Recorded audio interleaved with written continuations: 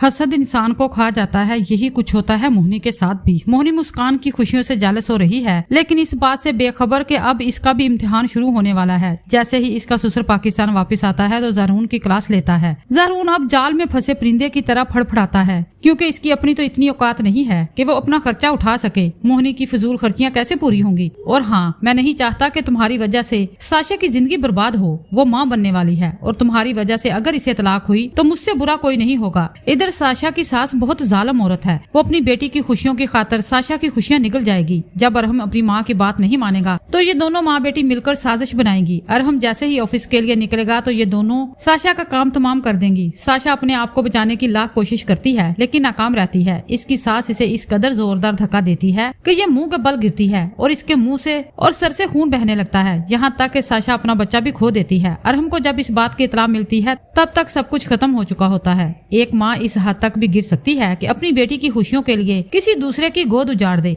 जैसे ही ये इतला साशा के मेके पहुंचती है तो वहाँ एक कहराम मच जाता है, क्योंकि साशा अपने बच्चे के साथ साथ अपनी जिंदगी भी खो देती है। लेकिन रोमा और इसकी माँ साफ बच निकलती हैं, क्योंकि ना तो कोई सबूत है और ना ही कोई गवाह कि इन्होंने मिलकर ही साशा को मारा है। अरहम अपनी माँ और बहन को मुजरिम ठहराने की कोशिश करता है, लेकिन इसकी माँ बाजी पलट देती है। मैं मानती हूँ कि मुझे गुस्सा था, लेकिन मैं इस हद तक नहीं गिर सकती कि मैं अपने हाथों से ही अपनी नस्ल खत्म कर दूं। अरहम, मेरी बात का यकीन करो, साशा ने खुद एहतियात नहीं किया। ऐसी हालत में हील वाला जूता कौन पहनता है, और इसकी यही गलती इसे ले डूबी। अब हालात और वाकयात यही बात साबित करते हैं कि साशा खुद गिरी है, इसमें किसी का भी कसूर नहीं है। साशा की मौत को एक हादसा करार दे दिया गया। इसकी मौत के चंद दिन बाद ज़रून अपने बाप और माँ के पास आता है और कहता है कि अम्मी, अब साशा इस दुनिया में नहीं रही, जिसकी वजह से आप लोग मोहिनी को कबूल नहीं कर रहे थे। अच्छा होगा कि आप मोहिनी को घर ले आए। आप बिल्कुल तनहा रह गई हैं। डैड भी चंद दिनों के बाद वापस चले जाएंगे। इसकी माँ कहती है कि मेरे दिल से पूछो, जिसकी जवान बेटी अपने बच्चे को कोख में लेकर कब्र में चली गई हो तो उसके दिल पर क्या गुजरती है। तुम्हें अपनी मोहिनी की पड़ी है। इस बेहिस और बेहया लड़की के लिए तुमने अपनी बहन की जान कुर्बान कर दी। अम्मी, आप मुझे मुजरिम क्यों ठहरा रही हैं? इसमें मेरा क्या कसूर है? ये तो अल्लाह की मर्जी थी। खबरदार ज़रून, तुम्हारे मुंह से ऐसी बातें अच्छी नहीं लगती। वो तुम्हारी बहन थी, तुम्हारा खून था। भले दुनिया जो मर्जी कहे, लेकिन मैं नहीं मानती मेरी बेटी को कत्ल किया गया है, और इसका कत्ल किसी और ने नहीं